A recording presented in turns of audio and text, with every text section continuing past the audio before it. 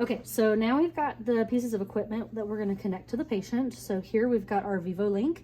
This is going to take all of our transducers, put them together, and then send the information via Bluetooth to the laptop where we're going to do all the recordings and analysis.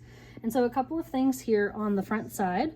We've got the 2, 1, plus, and our other little icon here. It matches these icons here, 2, 1, plus, and our little ground icon.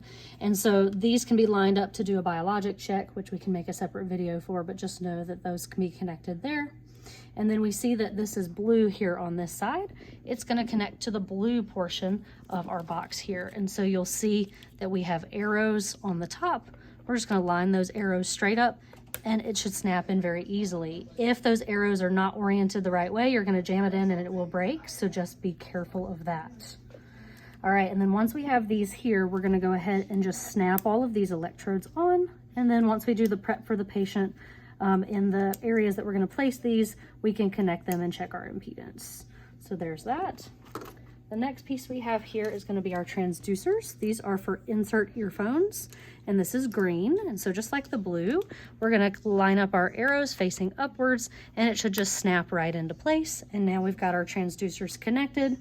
The other potential transducer we could use are these headphones. In cases of like microtia or something like that, we could use these headphones. It also has the green piece, so you would just exchange that out instead. So one or the other.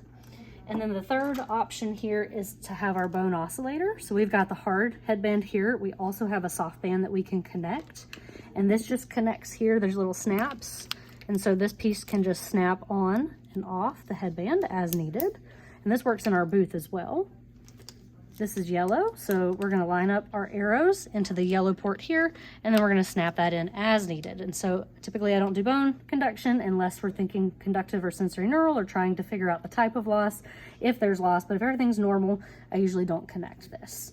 And so once we're all connected and we're ready to get ready for an impedance check, we'll turn the box on. It's just a push of the button, and it's gonna start connecting via Bluetooth to the laptop.